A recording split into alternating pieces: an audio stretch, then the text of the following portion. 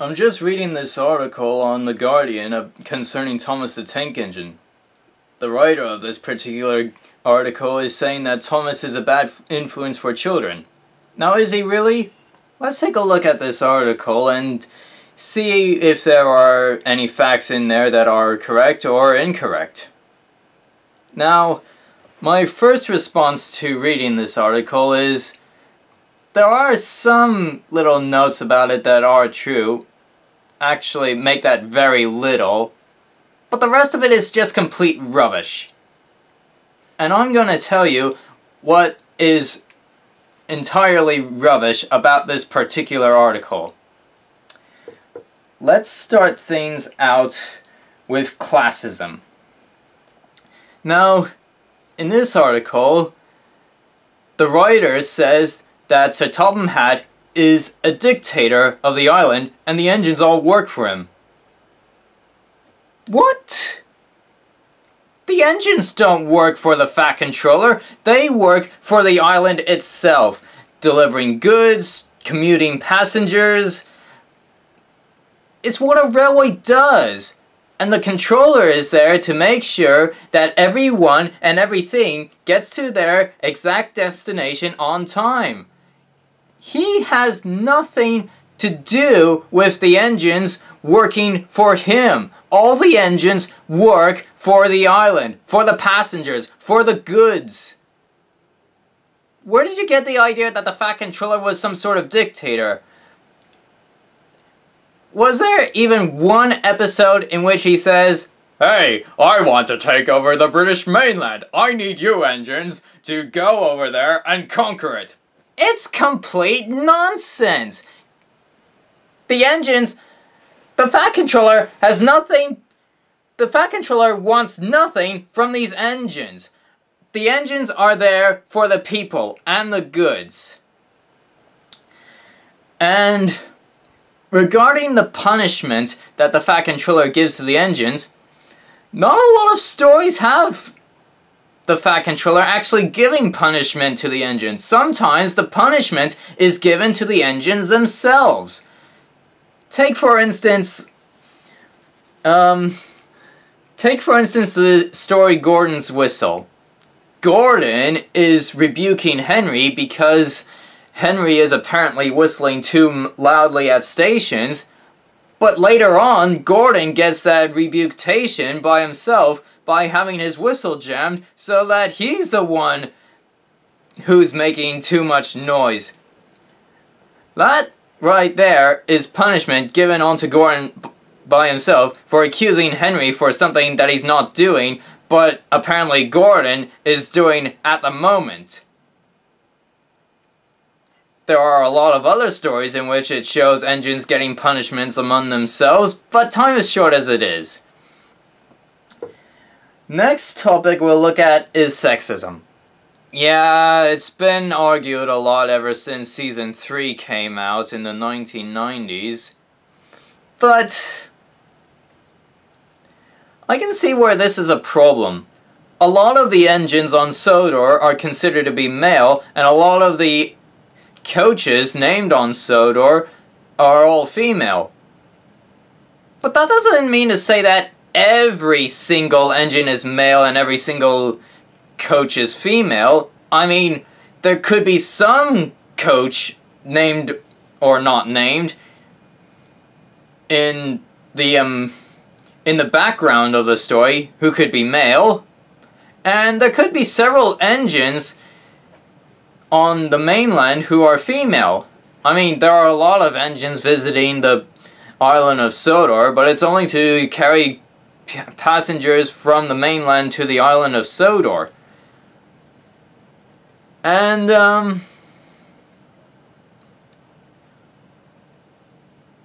yeah, I mean, it's also a children's book. I mean, what child is going to, make the assumption that all engines are male and all coaches are female? I mean, their imagination is very wide. They could imagine that somewhere there's a male coach, even if he's not specifically named in the text or anything. Yeah, it's just a children's story. children have a lot of imagination to create new characters and such. Why make such a big deal out of all this? Another fact about this topic that should be covered is stereotypicalness, stereotypes. There's one episode in the television series in which James is painted in an undercoat, which is pretty much a pink coat, and he is called off by the Fat Controller before he can even get his proper coat of red paint on to take his granddaughter out on a birthday train tour. And the episode kind of portrays the girls as liking pink too much. By the way, this is salmon, not pink.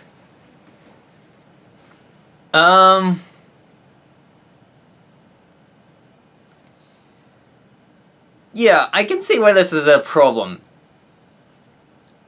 Associating girls with pink is kind of stereotypical, but that's something that would never be covered in the original books. I mean, have you ever actually seen one story in the original Railway series books which shows stereotypicalness, stereotypes? There's a whole variety of characters and a whole variety of colors to associate them with. In fact, in the original stories of the 3 railway engines, the first book, the Reverend Audrey wanted to create a variety of engines so that his son Christopher could tell them apart. For instance, Edward was going to be a 440 configuration of wheels. Gordon was supposed to be a 462. And Henry was originally supposed to be a 442. An Atlantic locomotive. But, the illustrator changed Henry's design so that he would become, 460, or in some cases, a 462, identical to Gordon, which brought in a lot of confusion in later stories, because, no one could actually be sure whether to tell Henry apart from Gordon. Even the illustrator made some mistakes in portraying Henry as looking like Gordon, with the square buffers and the 2 windows in the sides of his cab, and the Fowler tender. But aside from that, there is not really a lot of stereotypes in the original Audrey stories. However, the television episodes are portraying some characters as being stereotypical. Heck, even a lot of the episodes from Season 8 to Season 16 has a generic storyline. It's basically just an engine going off to do some work, thinking he can do it better, messes up, and then has to go back and correct it. As if people would know that an engine would make a mistake at their jobs. Again, the original Railway series books had a variety of stories. Sometimes they might have a similar plot line, like an engine making fun of another engine but getting rebuked by having that sort of punishment go on to him, as I've mentioned before, but it's always told in a different situation. For instance, Gordon's whistle, as I told, concerns whistles, and then Off the Rails concerns Gordon rebuking Henry for crashing with the flying kipper, but then he ends up falling off the rails himself after claiming that he's never had an accident. But yeah, if you're not careful with what you say, you're gonna end up having an accident yourself. Because it certainly happened to Gordon by falling into a ditch, and then later on it happens to Thomas after he makes fun of Gordon falling into a ditch, and then he himself nearly falls down a mine. That's a lot more risky than a ditch. Okay, variety. The next thing is the subject of female engines. Yeah, I know there weren't a lot of female engines in the original stories, but remember, the original stories were written back in the 1940s, 50s, 60s, and 70s. And back then, a lot of people didn't really have any problem with not there being enough female engines in the stories. I mean, the stories were written for entertainment, as well as give a spiritual lesson, and a look into how railways were operated at the time the series were being written. But yeah, this whole issue opened up in the 1990s, concerning there not being enough female engines appearing, and yeah,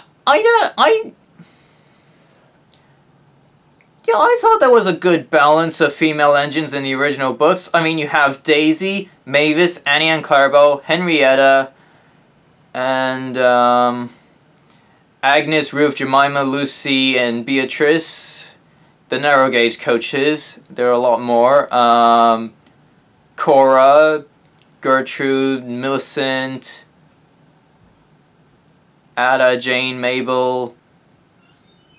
Yeah, there were a lot of female characters in the original stories. Now, concerning the issue that came up in the 1990s, I can see the reaction that came. I can see where the whole issue came from, because in season 3, yeah, it really took a turn from the original stories. The writers ended up adapting some magazine stories and created them into television episodes, and most of them focusing a lot on the engine's misadventures, and well, at least Mavis made her first appearance in that season, but Daisy didn't really appear at all. And so,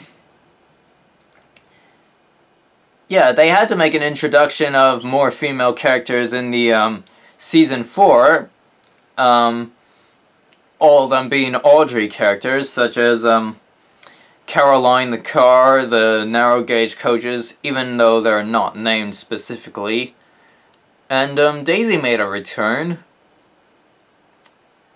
Yeah, but now we're getting a lot of more female characters, such as Emily, Molly, Rosie.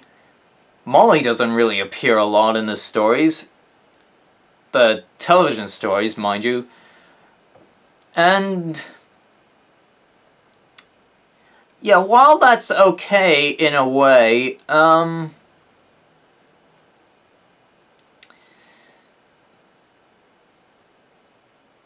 do I put this? It doesn't really help the issue that some time ago there's been an article published concerning Thomas the Tank Engine being a bad influence for girls, because apparently there weren't enough because apparently the show wasn't a good influence for female workers on the railway. But to be fair, there are a lot of female engines and female coaches, for that matter, working on the railway. But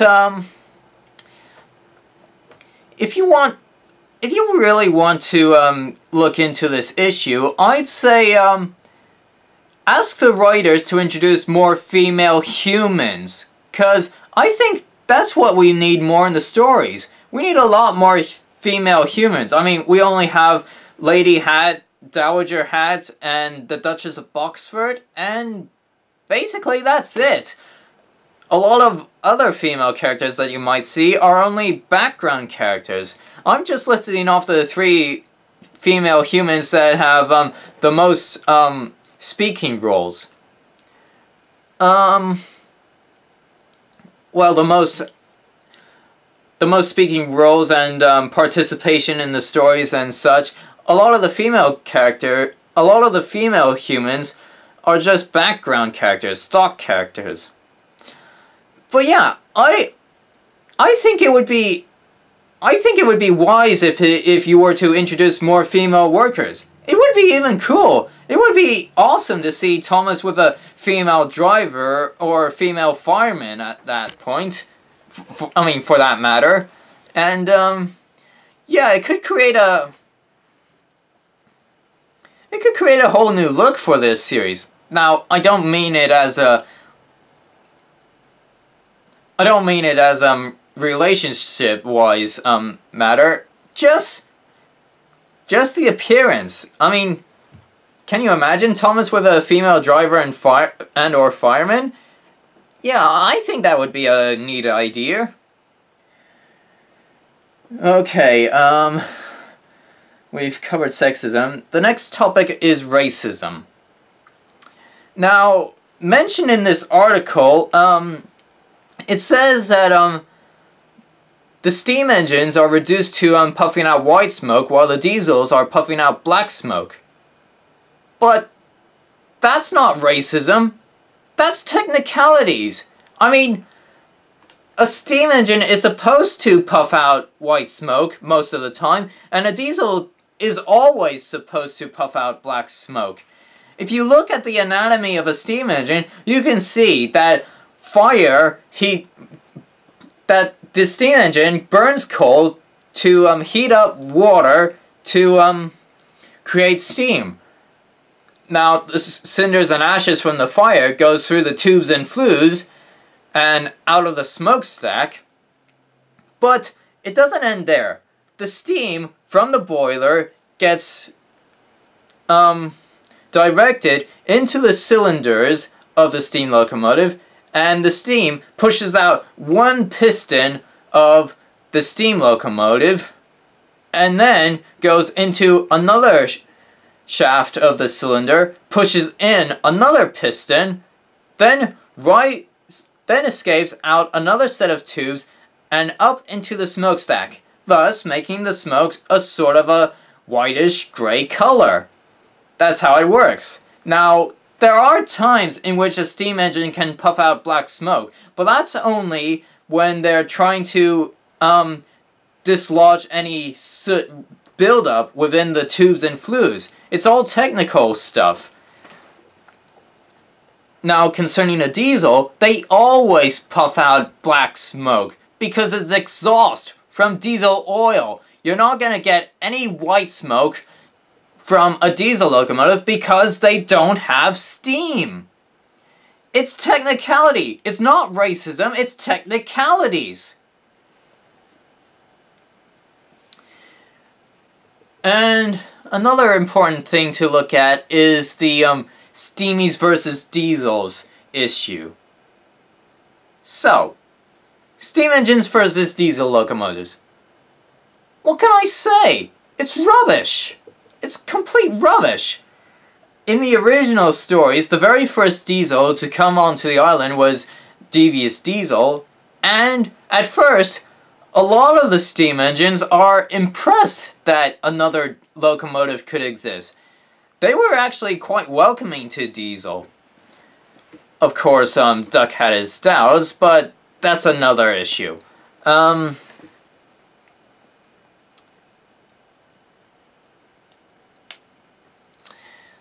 Well, actually, it is related, because Duck wasn't sure about Diesel. He wasn't sure about his character. I think Duck was the only engine who was suspicious of Diesel because of his characters. The other engines were quite blinded by the amazement of a new type of engine being in the yard, but Duck, he just wasn't sure about Diesel. Diesel was just too smooth for him. And later on, Diesel went on to claim that he was revolutionary and could manage the yards better than steam engines. In fact, Diesel claimed that diesels could improve railway yards, but what happens? His lack of knowledge on the railway yards of Sodor got him being laughed at by all the other trucks. But Diesel blamed it on Duck and thus started telling lies about the other engines to the trucks, making the trucks laugh at the other engines, and then the other engines thinking that it was Duck and having to get the Fat Controller to send Duck away. Now, up until that point, the steam engines thought that Diesel would be a good addition to the railway. But after Duck was sent away, Diesel revealed his malicious nature by mistake by starting telling lies about Henry the Green Engine.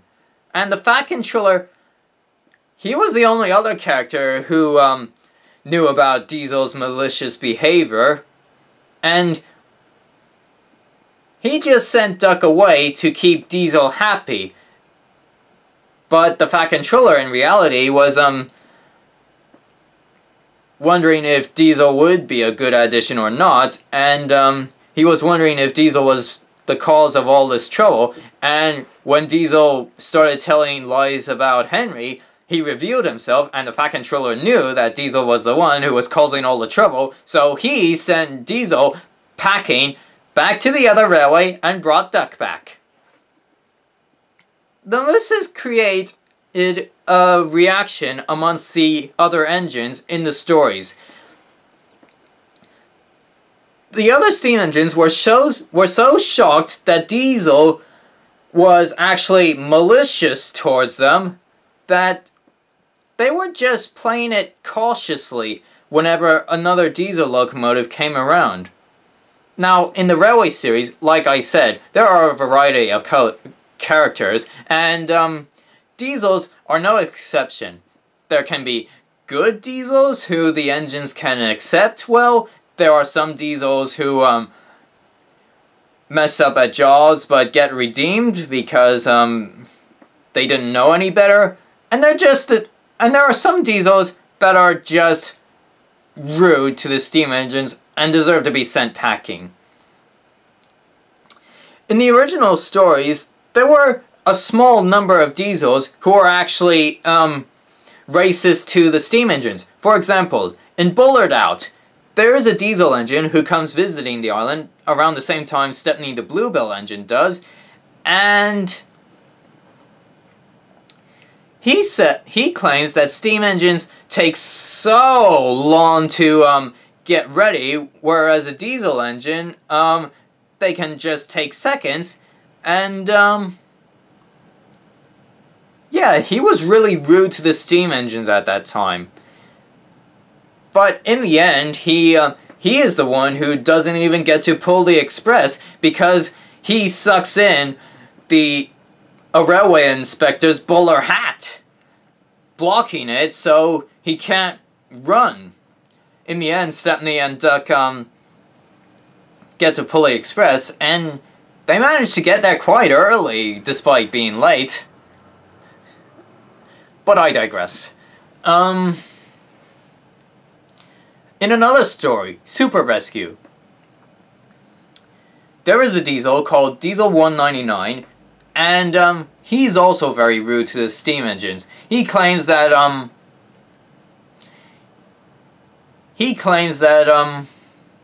steam engines spoil the image of modern railroading.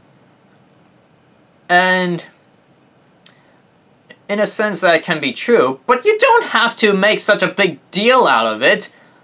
I mean, steam engines are what paved the way for public transportation and civilization. Diesels had nothing to do with that, because they weren't built until around the 1940s or 30s or something. Of course, they didn't rise to popularity until the 1950s and 60s, but I digress. Steam engines were the technology of the 19th century, having appeared as early as 1804. So you can see that steam engines really paved the way for civilization and public transportation.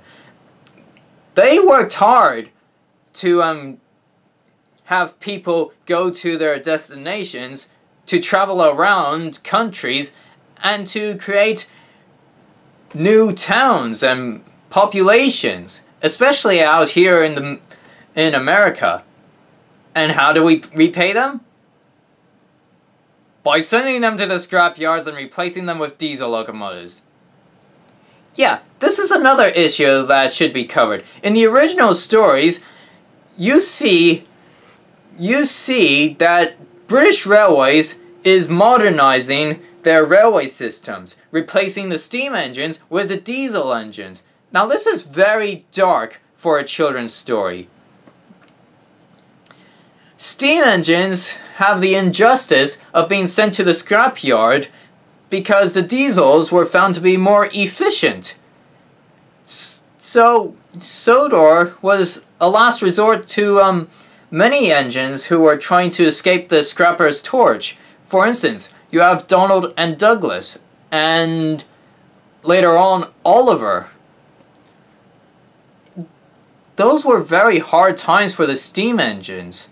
So, yeah, in the original stories, the steam engine was very wary of the diesel locomotives, but not all the diesel locomotives were bad. There were a number of nicer diesel locomotives. For instance, you have Boko. He came onto the island, but he mistakenly took Bill and Ben's China clay trucks, thinking that they were his, but it was by mistake. However, Bill and Ben, the little tank engine twins, thought that he had stole them, so they tried to get him so dizzy to steal them back. And it's not until Edward, if it weren't for Edward coming onto the scene, Boko would have suffered and want to leave the island. However, Edward came in time and told the little tank engine twins that the diesel was only visiting, that he only made a mistake of taking their China clay trucks, and resolved everything. Now, Boko is a welcome addition to the railway. In fact, Boko learned to manage the trucks himself. Boko managed to learn how to control the little tank engine twins himself after Gordon was sent down onto Edward's branch line by mistake, and the little tank engine twins were threatening to either scrap him or dump him into the ocean. And Gordon's gained a lot of respect for diesel locomotives after Boko saved him. And yeah, Boko managing the little tank engine twins, that was carried out a lot in Season 5 of the stories, as well as Season 3 of the television series. But you don't really see that a lot, because Boko hardly makes an appearance in the stories nowadays. Yeah, if you could bring back Boko, it would be nice. Don't leave the tank engine twins to the Fat Controller and Timothy. Edward and Boko are the true caretakers of Bill and Ben. Now I'm getting a little bit off subject here, but yeah, nice diesels. There was also Bear, a character who never appeared in the television series, but appeared in the Railway series, and is still worthy to note. Bear is one of the nicer engines, who came with Diesel 199 in Super Rescue. Bear was appalled by the nature of Diesel 199. Diesel 199 was very rude to the steam engines, and Bear respected the steam engines. Even as far as much as to tell his diesel companion to shut the heck up!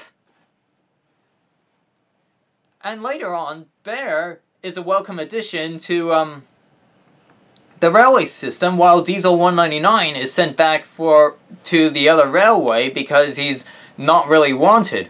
In fact, Diesel 199 was so ill-mannered that he refused to help out in getting in getting the express to the station on time. Henry, who had a failed regulator, had to help the express get to the station, as well as haul Spam Can's train of tankers to the station. Spam Can being Diesel 199, who had failed at the same time. But yeah, Diesel 199 was sent away for his ill manners, and Bear stayed on the island because he was so nice to the engines. And you hardly ever see Bear nowadays. Even in the Railway series, he's so hard to find. Now there are other Diesels who are nice, like Pip and Emma, who appeared in the Railway series. But there are also Diesels who came to the island who were not really tolerable at first, but they learned to be better engines because of the deeds they did. For instance, you have Daisy. She's a diesel rail car. She thinks she's highly sprung and too important to haul the milk van. So she tries to make up lies to go off on the branch line without pulling any freight cars. Most of this being out of an act of laziness, but after being confronted by a bull and after Percy has an accident with some troublesome trucks, she makes up for it by helping to clear the wreckage and having Toby educate her on how to manage with cows and bulls. So, she came to the island at first, not really the best engine, but she has learned better sense from that. And then there's Mavis. Mavis is a little feisty, young diesel locomotive. And like any other child, she is full of her own ideas and thinks they're better than anyone else's. But then she learns that she has to listen to the older engines because, Toby has warned her when going down on the tramway to stop in the right place on in frosty weather, but she ignored him and ended up getting stuck in the wrong place. The trucks held her back, so Toby has to go and rescue her.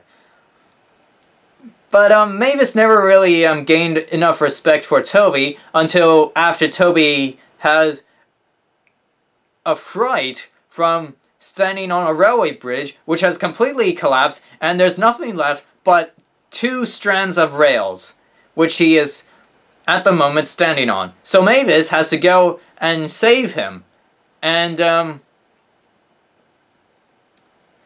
yeah, she apologizes for that because it was actually her fault because she asked the troublesome trucks to bump her when she got to the first level crossing, because after the frost incident she wasn't allowed to leave the quarry anymore.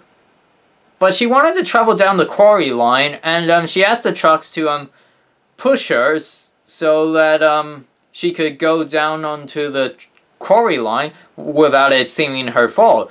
But Toby ends up taking the trucks while Mavis is away, and the trucks bump him instead, causing him to go onto the tightrope. But Mavis is redeemed after she saves Toby, and now she's allowed to go onto the quarry line. So that's a good example of a diesel who came to the island, first of all, not being tolerable, but ends up making up for it. And what do we get in the television series? We get this whole fight between the steam engines and the diesels. Why? It wasn't in the original stories. Why have this continuous fight in the television series between the steam engines and the diesels? This started from season 8 onwards, up until season 16. The steam engines somehow think that all diesels are bad, and thus are constantly fighting the other diesel engines.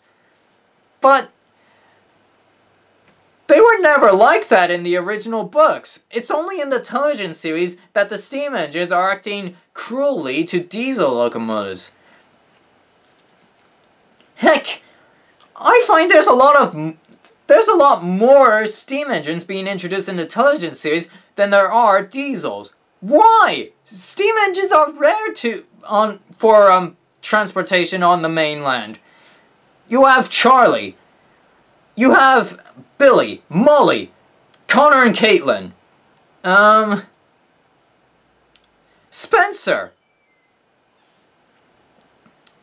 You have all sorts of these new steam engines coming to the island of Sodor when it's so hard to find a steam engine nowadays, as many of them has been saved and preserved on other heritage railways, while a lot of others are still standing in the sidings of scrapyards. Heck, you might even find an old steam engine spoiler in a factory of some place or other. But yeah, the diesel versus steam engines issue. Whoever wanted that in the first place? We never asked for it. We, the Thomas fans, we never asked for it. We don't like it. And yeah, steam engines versus diesels. It's completely barbaric!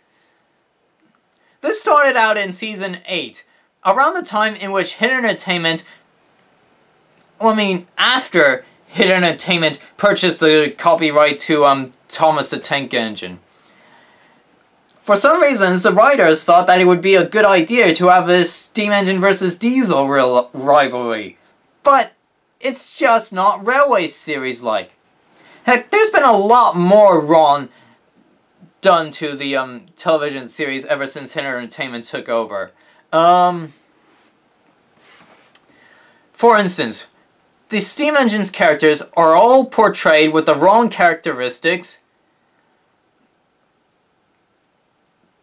A lot of the stories have a generic plot line, and in some situations, realism is omitted from the stories. For instance, Fiery Flynn.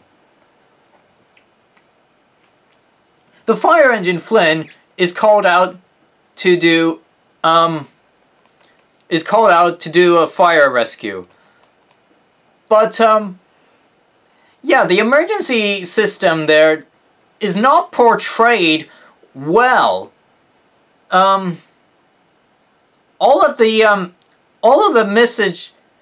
the people tell them is there's this blue engine who has caught fire, but the fire engine leaves before they even tell him which engine it is.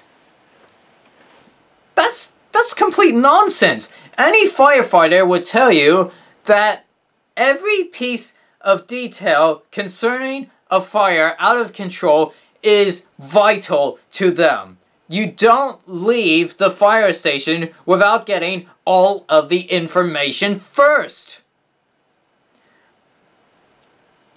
You would have thought that the fire engine would have stayed behind and say, okay, so there's a blue engine on fire. Where is he? And what's his name? And what's his railway number, for that matter? But no.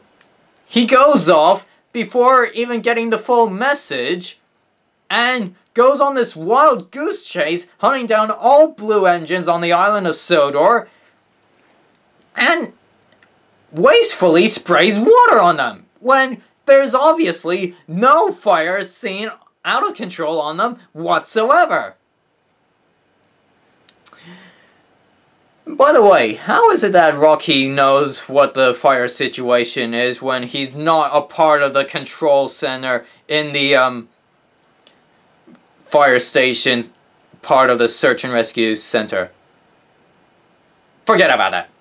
Later on, when Flynn finally gets to the engine in distress, it's Thomas. But the fire out of control is in his firebox. That is literally insane. Any railway engineer, driver, and fireman can tell you that there is no way a fire can go out of control in the firebox of a steam engine. It's just nonsense. It's complete nonsense. You can't have a fire out of control in a firebox of a steam engine, because the firebox is supposed to contain the fire in the steam engine in the first place. There is absolutely no way in which a fire can go out of control in the firebox of an engine. Let me give you some examples of a fire going out of control on a railway system around a steam engine. The first example is from one of the Railway series stories. Henry is cross at James for James telling him that because of his green coat of paint, Henry blends in with the scenery and people wouldn't be able to see him if it weren't for the noise. And Henry is so cross that he actually damages the coupling between his tender and his cab, making the entire train, as well as his tender, break away from him. So Henry has to stop and drop down his fire, because without water in his boiler, he would explode. Because all the water is stored in his tender, and now that his tender is away from him, he can't get any more water in him. But the way they have to put out the fire is to dump it. And what happens? They set the sleepers alight. The wooden ties, the wooden things that go underneath the rails of the railway track. Now that's an emergency, because damaged rails can create a whole lot of problems for trains coming down the tracks.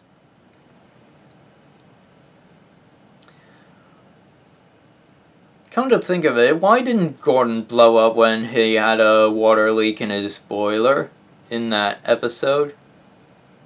Forget about it. It's off topic. Yeah, that's an example of a real emergency. There is another emergency, which happened in real life, at the Durango and Silverton narrow gauge railway.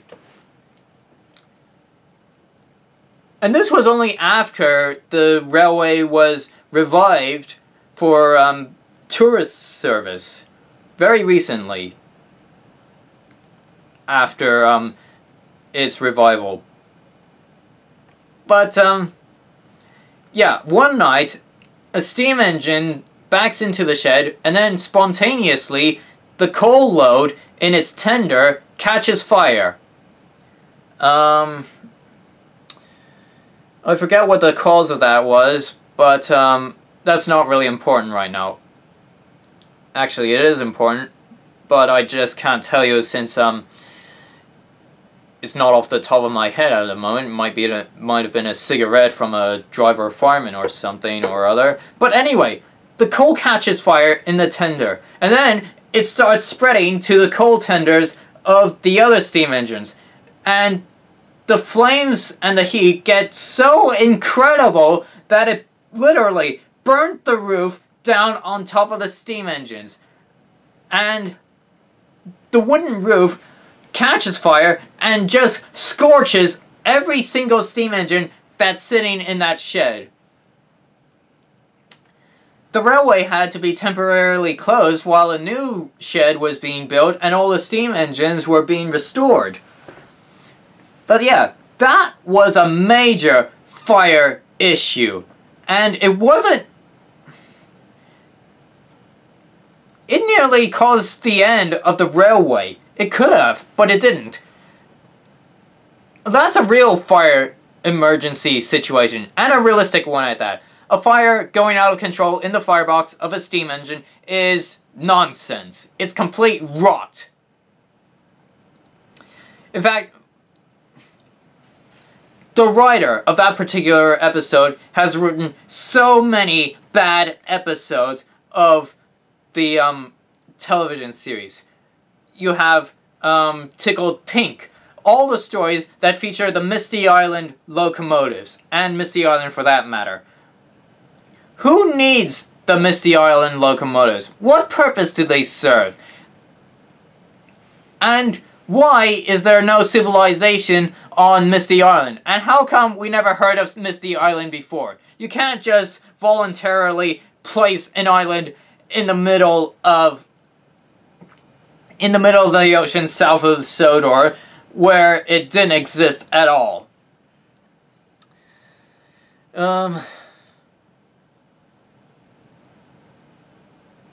Yeah, and the Misty Island engines, they are completely annoying. You have one engine who says something, and then another engine who has to finish that sentence for it. And it goes on and on until Ferdinand says out loud, "Let's ride." And it happens every time. Plus, the Misty Island engines seem to, don't know the knowledge of, railway operations so well. So, what good are they?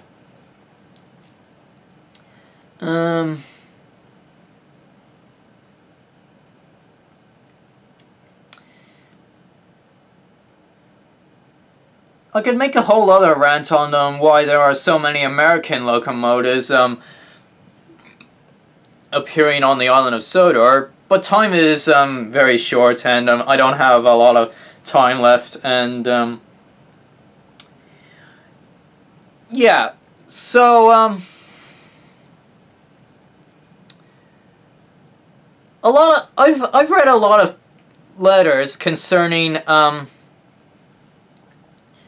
interviews of crew members on the television series of Thomas and Friends from the Sodor Island fan site, and a lot of them are saying that this particular writer has been great to work with.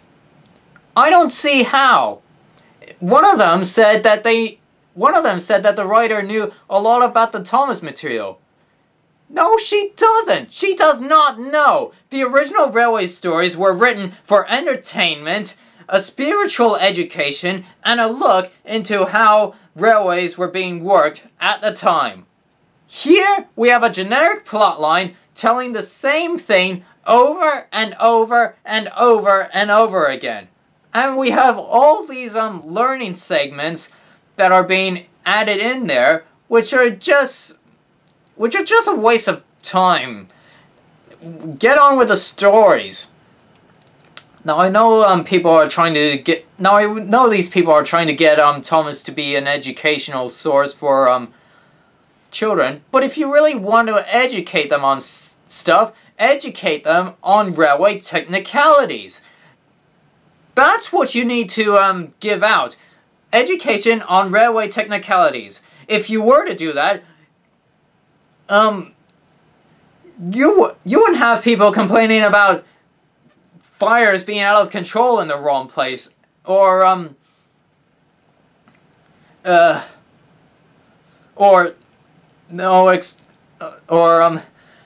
people complaining about there being no explanation on why steam engines puff out white smoke and diesels puff out black smoke.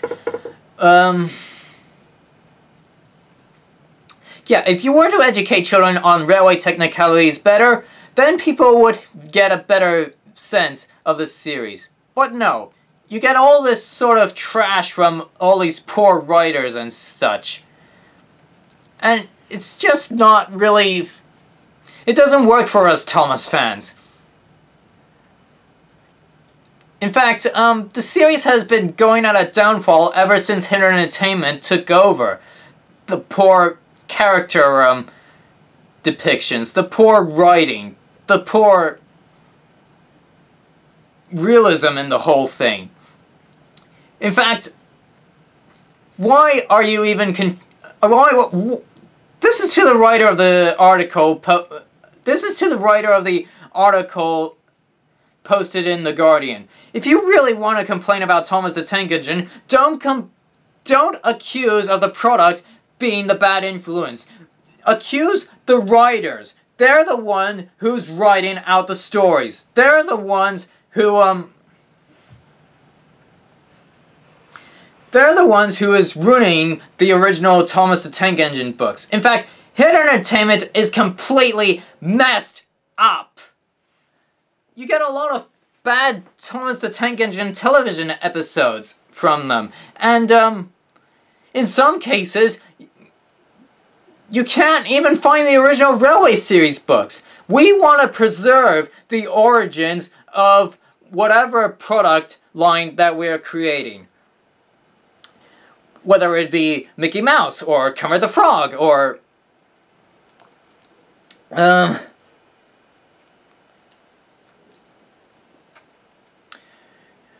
Mickey Mouse, Kermit the Frog, Bugs Bunny.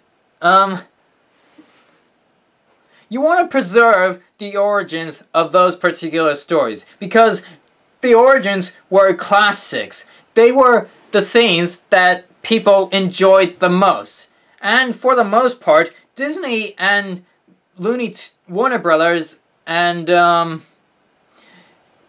Jim Henson has really done a good job in reviving the classics. The Muppet Studios have brought back the Muppet Show to DVD. Disney is looking back at old Mickey Mouse cartoons, and so is Warner Brothers with their Bugs Bunny cartoons. But in terms of Thomas the Tank Engines, it's very hard to find good Thomas the Tank Engine books. The only things you can get are the original Reverend Audrey's stories. You can hardly find Christopher Audrey's contributions to the Railway stories, and you can't find the Thomas the Tank Engine Man, the biography of the creator of Thomas the Tank Engine, written by Brian Sibley. And you can't even find the Island of Sodor book, Its People, Histories, and Railways book, written by the original author of the story, the Reverend W. Audrey, and his brother, George. Now that is a gem. So many fans have asked for that book to be republished, but the publishers refuse to republish them. Why? Because Hit Entertainment does not have... Because Hit Entertainment pushes away the involvement of the original creator from their project. Hit Entertainment separates the original creator from the product. So, literally, the Audreys are helpless to do anything to help Thomas the Tank Engine get better because Hit Entertainment is refusing them. They're abusing their right to give Thomas the Tank Engine something worth looking at. Even Christopher Audrey, he can't write books anymore. He can't write the Thomas books anymore because the publishers are refusing for them to for him to write any more books because Hit Entertainment thinks that the television series would make a better success than the original Railway series books. That's just complete nonsense. I'm speaking out for the justice of the Audreys. Bring back the original Railway series books, both by Reverend Audrey and Christopher Audrey, and bring back the books that fans have been wanting for such a long time. The books that have been published but are not being published anymore. The Thomas the Tank Engine Man, The Island of Sodor.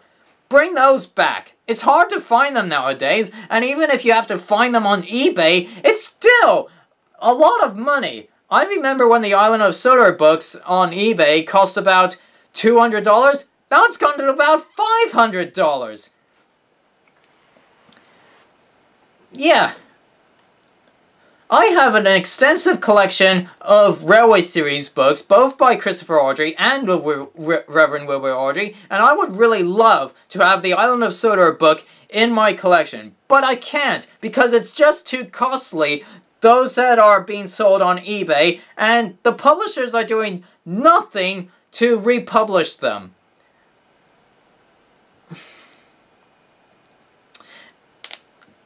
But it's not just the Audreys that are being abused by Hit Entertainment, there's also the actors. For instance, Martin Sherman, the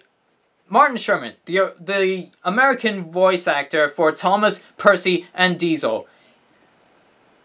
he has decided to quit doing the voice acting for Thomas and Friends because he is being paid a very low wage. And he's announced this to the Soto Island fan site, letting them know, and that's okay. It's good to know whether something important like that is occurring or so forth. But then Hit Entertainment steps in and asks him to take down that particular letter, to get rid of it. Seriously, what's wrong with people updating their fans on what is going on with the world? There's nothing wrong. There's nothing wrong with that. So, in short, I think Hit Entertainment is the worst copyright holder of Thomas the Tank Engine. If you want to do something about Thomas the Tank Engine, save it from Hit Entertainment. That's what it needs to be done. Get some other company to purchase the copyright of Thomas the Tank Engine. I don't care which company. I don't care if it's Disney. I don't care if it's Warner Brothers. I don't care if it's Columbia TriStar. Just get Thomas the Tank Engine away from Hit Entertainment. And like I said, if you want to argue about Thomas the Tank Engine, don't blame the product. Blame the writers. Blame the television's writers. Blame the Hit Entertainment company. Because they are the reason why Thomas the Tank Engine has become such a downfall for many Thomas fans, and the reason why so many people have started complaining about several issues in the railways, in the Thomas the Tank Engine television series, which never existed in the Railway series books. Yeah, try to think of this more often. Blame the writer, not the product. Okay? That's all I have for now. So, pay some mind to this. The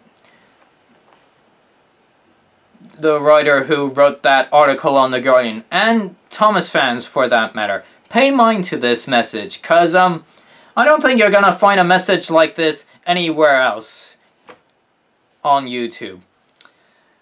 Or on the web for that matter. Yeah. So long. Until next time.